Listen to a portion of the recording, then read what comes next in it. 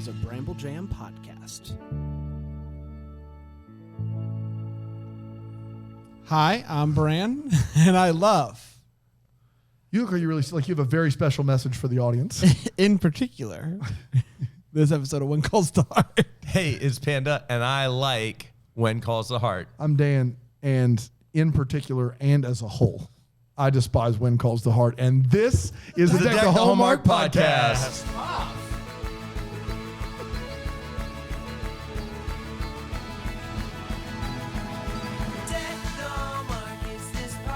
Oh, boy. Yeah. You're going to be...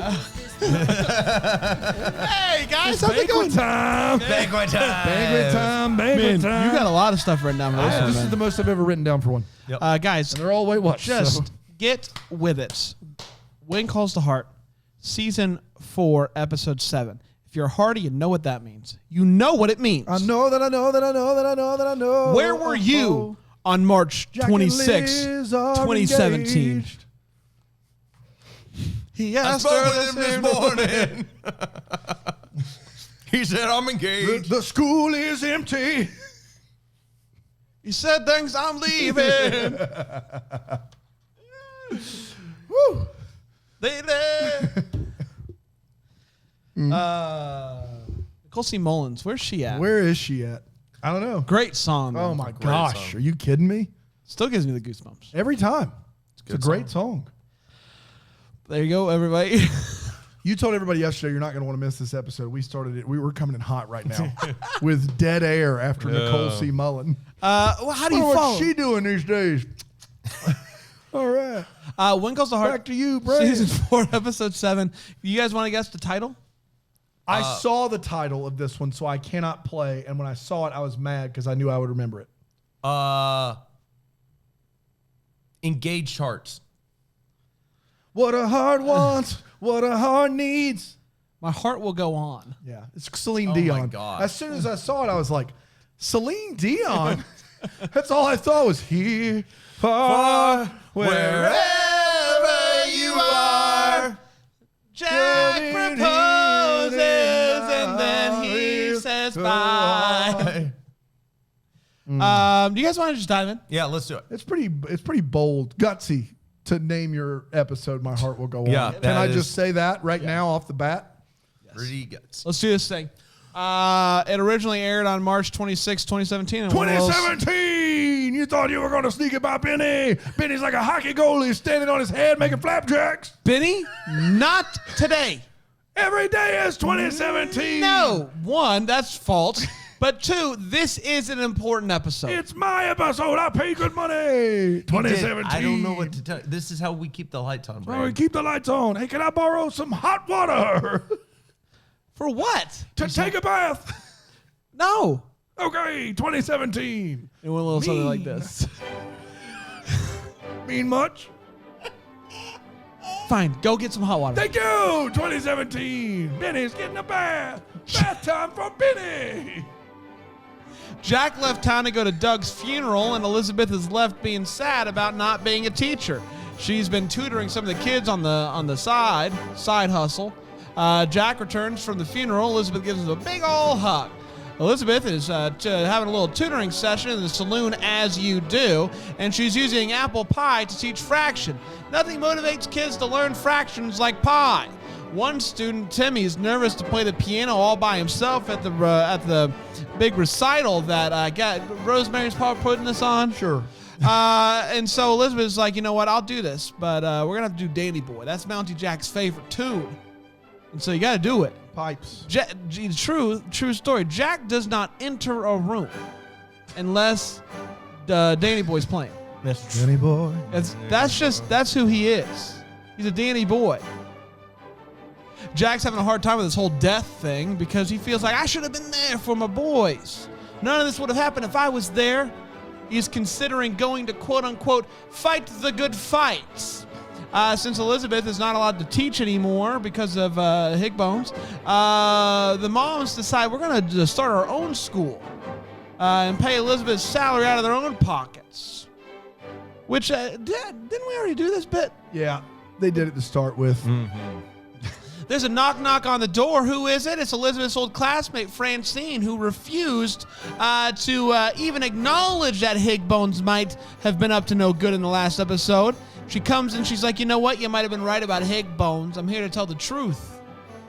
So Gowan listens on and decides that he's going to reinstate her as teacher. Now, Gowan is fair. Might be a murderer, but he's fair. Jack is talking to Frank about how he feels and how he wants to go fight. Elizabeth walks in and is like, no, you do not go fight. You're not going to do that. No, you're not going to do that. No, not now. And he's like, well, I gotta do it. And she's like, I gotta get away from you. Told you. That night, Elizabeth talks to Abigail in the cafe about Jack and what's going on there. Abigail hands her an envelope that she says Jack wanted you to have. Opens it up. Opens it up, and it says, hey, take a walk with me. Elizabeth's like, all right. Opens the cafe door. Fire everywhere via candles and rose petals. This is looking serious. She follows the path, and it leads her to the church. Betty, stop it! Not today. Betty, in his marathon, he needs some quiet music. What sounds are preferred, like white noise. White noise is not what anyone listens to. So she follows the path, and it leads her to the church, where the entire lake is encircled with candles. And the church is also just candles everywhere. He proposes. She says, yes, I cry. Everyone cries. We're all having a good time. That night, they have a party for Jack because he's leaving tomorrow, despite the fact that he just got engaged. Abigail cries and says goodbye to Jack. He hops on a horse, and she's like, Jack! And he comes back and gives her one old big kiss. And then he leaves, and Elizabeth's just there crying her eyes out. The episode came in on a sad note, and so we get a recital scene. Elizabeth isn't there, and Timmy's like, I'm not playing Danny Boy unless Elizabeth is here to sing it. Timmy's a weird dude. And so suddenly he's like, listen, I'm not doing this. She walks in. She sings Danny Boy. It's lovely. There's a montage of her and Jack. Her voice cracks at the end. Everybody stands. They cheer. The kids gather around her and hug her. And that, my friends, was When Calls the Heart. My heart will go on. Near, far, wherever you are. Oh, my Redeemer live. We're going to be right back here. I take the homework.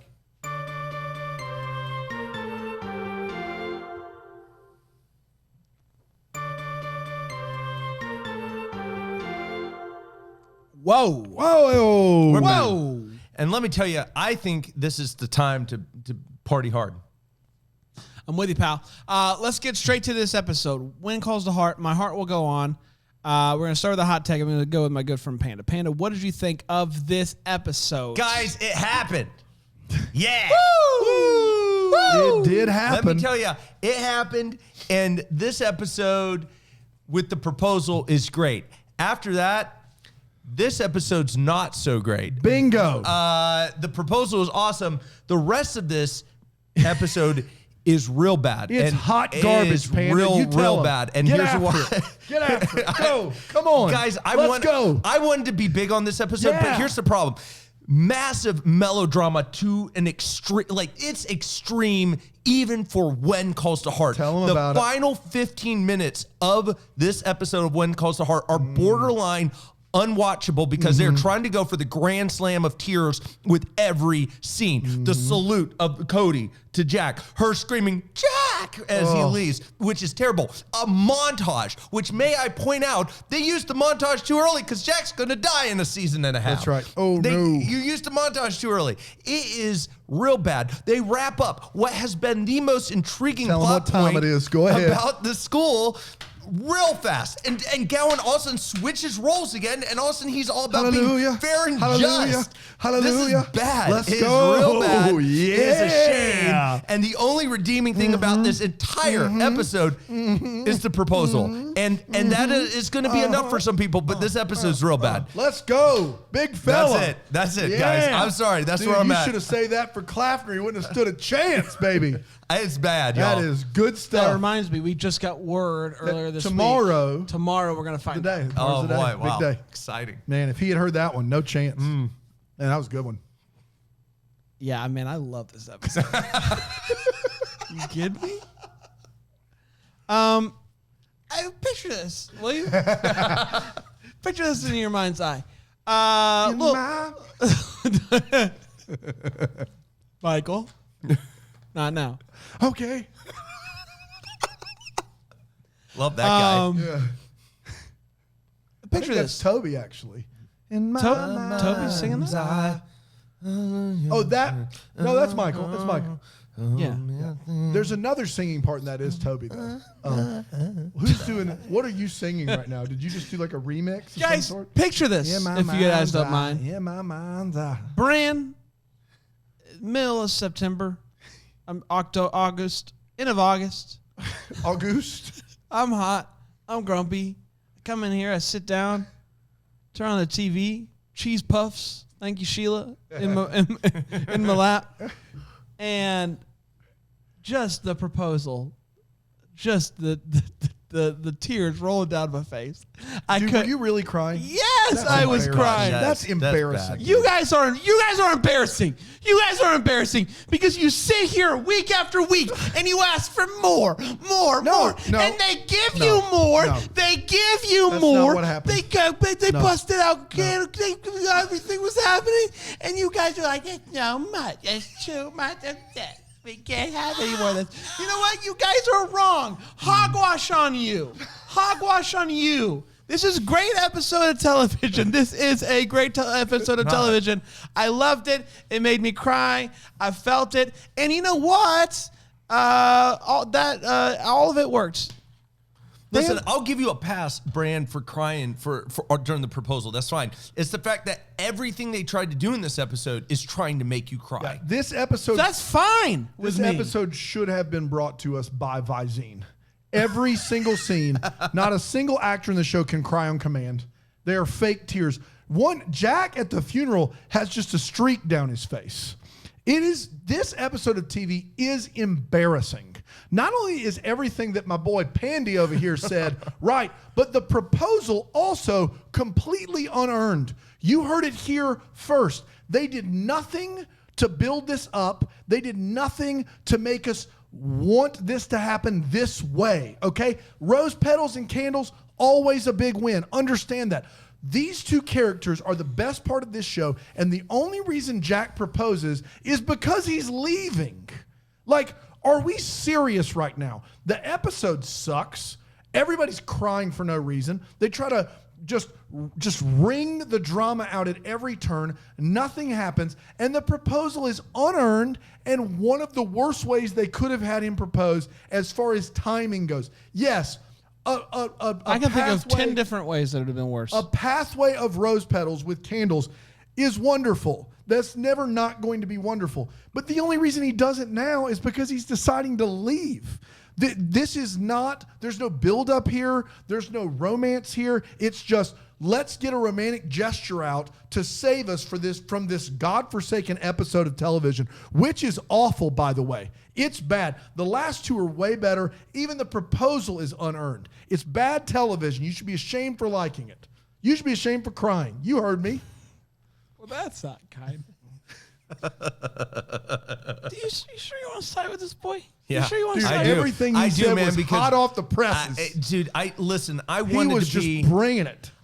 I'm wanted. leaning away because I'm worried that you have something. Like, I don't know what it is, but I'm worried about it. Listen, I wanted to be big on this episode. Like, when the proposal was happening, I was like, all right, yeah. And I'm okay with the proposal overall, the way it went down, I guess, for the most part. But, like, after all that, I sat there, I laughed more at this episode. Yeah. Oh, yeah. There are some genuinely cringy guys, I like, mean, it's It's bad. It's bad television. Oh. When she runs after Jack And yells, Jack, I was dying. I was rolling. The Daniel Lissing and Aaron Kraka, who have been marvelous on the show and are marvelous people, that scene was tough to watch.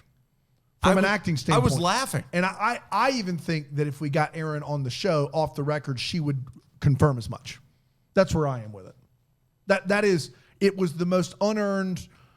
Also, not only unearned, but it didn't feel natural. No. That didn't feel natural at all. It felt like it was like, let's give them one more thing. It was really bad television. I was just appalled. It's bad. I just don't even know. At least they waited till episode 7 of a 12-episode season for the big proposal. That's how you know they know what they're doing over at When Calls the Heart. Let's get all the Because feels. episode 7 is clearly the most important. Oh, yeah, that's when everybody's tuning in. Let's get to all the feels. Sweeps week. Let's get to all the feels. Okay. Panda? I got some. Yeah, I mean, if you're gonna have one, it's the proposal scene, which is great. For it's scenery, the view, the candles, it's beautiful. They do a great job of that. Yeah, that's the only thing that gave me any kind of feels in this episode. Most of the time, I was just really either me laughing or I was really frustrated. I can't express to you how much better the other 2 episodes were. Yes. Prior to this. Yes. Like, genuinely great. They're And better. then they wrapped up the most intriguing plot points. Not like, genuinely great, but better. no, better. Yeah. Better. In comparison, for sure. They've wrapped up the only compelling thing. The fact, once they lose that other teacher, you've lost the only other compelling thing. And then Gowan's being a... whatever. Gowan's back on board again. He's back in the valleys. Welcome don't back. understand. Welcome back.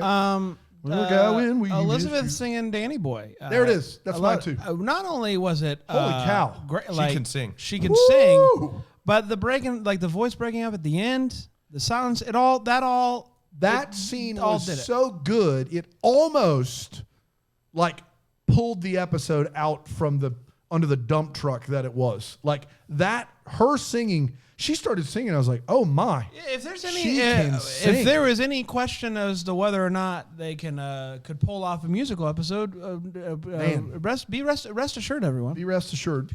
Be rest assured. Be rest. I saw them Did live. you have it? They were Was that good. yours? That was mine. Yes. All right, we're gonna take a quick break. We'll be right back. Be rest assured, we'll be back. Okay.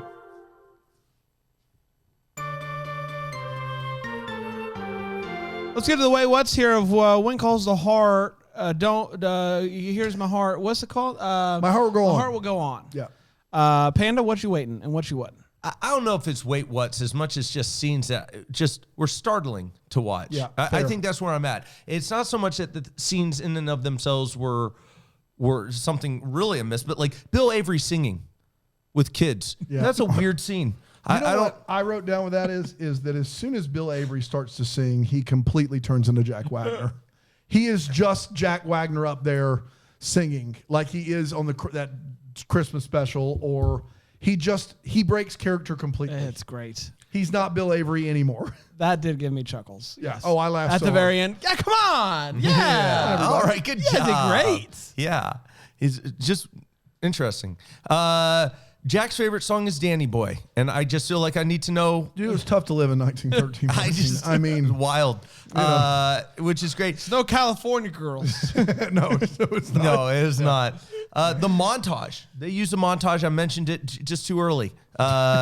She says, do it for Mountie Jack, and I feel like that can be her excuse now for eternity moving forward. Oh. Do it for Mountie Do Jack. it for Mountie Jack. I don't really have any glaring wait what's as much as those are just scenes you sit there and you go, huh. Things that make you go, oh. Well, when she also runs after Mountie Jack and she goes, Jack. That scene got me laughing. It was bad. Bad television. Real bad. Abigail and Gowan get into it at one point, as they do. Mm-hmm. And Abigail threatens a recall.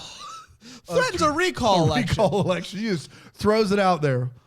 Here's something to chew on for a while. They never. He didn't get voted in the first place. Yeah. What are they recalling? They're recalling nothing. Yeah, that's a I wild didn't one. see it I coming. didn't understand. Yeah. Well, don't make me. And if you can do that, why have you not done that yet? Recalls are on the table and you haven't used it yet? There's plenty of reasons. Who's Jack's candle guy? Yeah. Who's Jack's candle guy? Because not only does he have a lot of candles at the engagement, a lot of candles, but in our montage, they do us the solid of going back to the first kiss where he put a bunch of candles in the saloon. And we talked about what's with the candle. Who is this guy's candle guy? Can I piggyback back on that real quick? Go ahead. We do the candle little thing around the corner. We get there, the proposal, all the candles. Then they have a wedding, like a proposal party or whatever, engagement party in the saloon.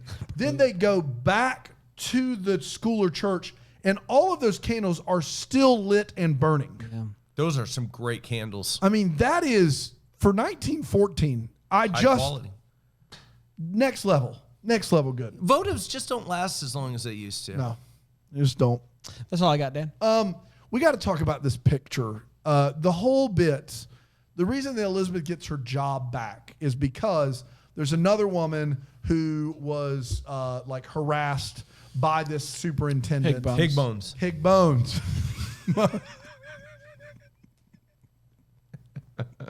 It's not okay. It's not all right. It's not. So Higgy Pop is not. But again, Dan. It was the name given that to is him. his family name. Higbones. Higgadigga. Higgy Pop. It's not ours to give or take. Higbones. That's the Lord's. Is harassing multiple women, and this woman says she's not going to help Elizabeth out. And then she gets a letter with a picture that makes her change her mind. And we get to see that picture. Few thoughts, just a few opening salvos here. One, that picture's in HD. It is full high def. Pixels are great. 1914, we did it. Second of all, that is maybe a third of the class. Maybe. Did they just line up for a picture real quick? And then third, and I want to make sure everyone understands this, that comes from a Polaroid instant camera that was not invented for a solid 30 years after that. The picture that was taken of Elizabeth is from the future. It just is. Marty McFly has disappeared from that photo. And it is not close. It is not like we're like marginally, no. Swing and a miss by a Great Depression and 2 World Wars, okay?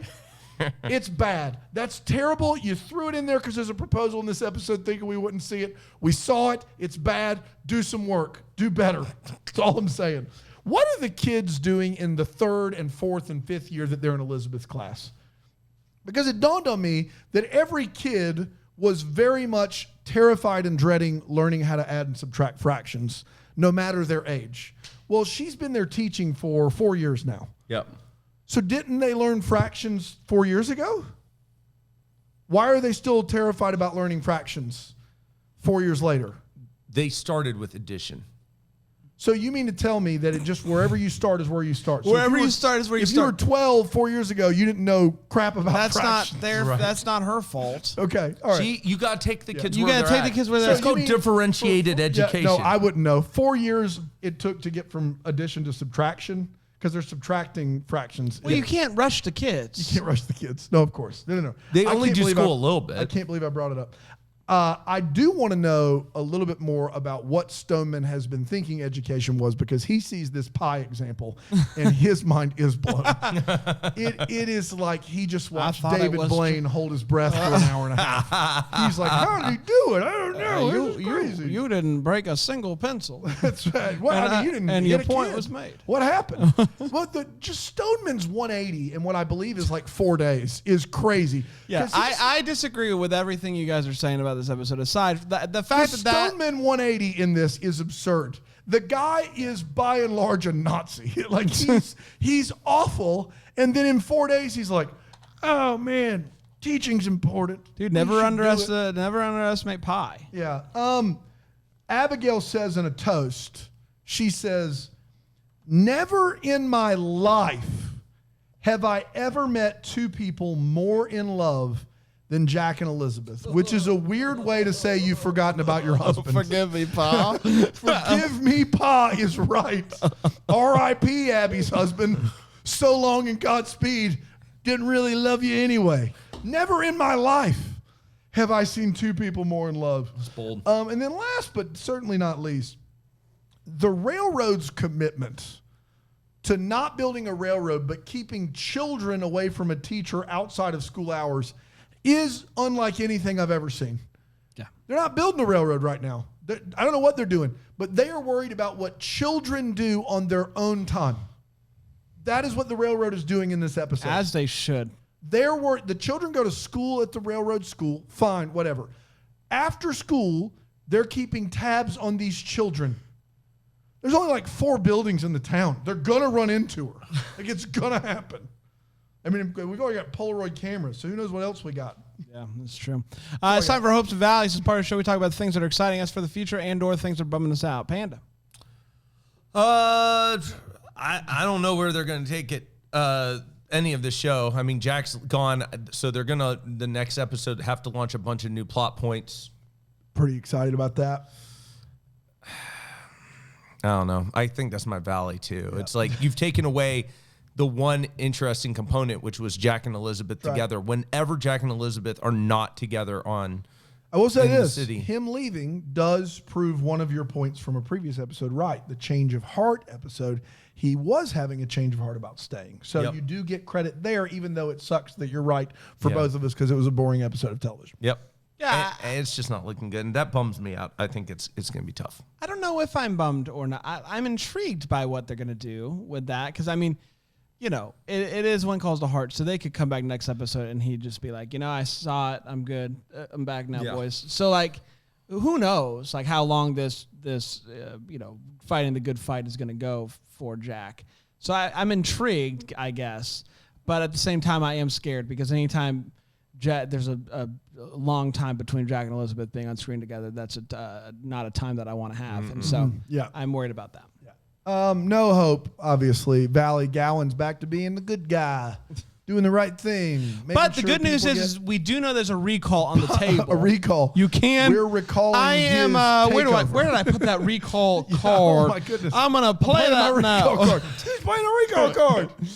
Sound alarm. It's crazy. We didn't vote him in. Recall it. They're recalling the coup. It's a coup recall. I did see them live. Coup recall. Phenomenal. The light show. Just unbelievable. You had to wear glasses, goggles. Crazy. You'd have a secret code word to get in. What was it? Shh. That's not a word. But it was. It was. Yeah. Was that night. 12 H's afterwards. Yep, that's right. They know. Shh, 12 H's. Shh. That was perfect. Yeah, thank you. That's why you got in and I didn't. That's right. You were out in the back. I went, shh. Yeah, they were like, too much. No better. Coup recall. You wish. Pocket watch? No. Shepherd's pie? No. Meat. Meatloaf. I was trying to say meatloaf, but shepherd's pie is what it was. Smolder. Dude, he's just fake crying a lot. The proposal. Even the proposal isn't great Smolder in my opinion. 4.5.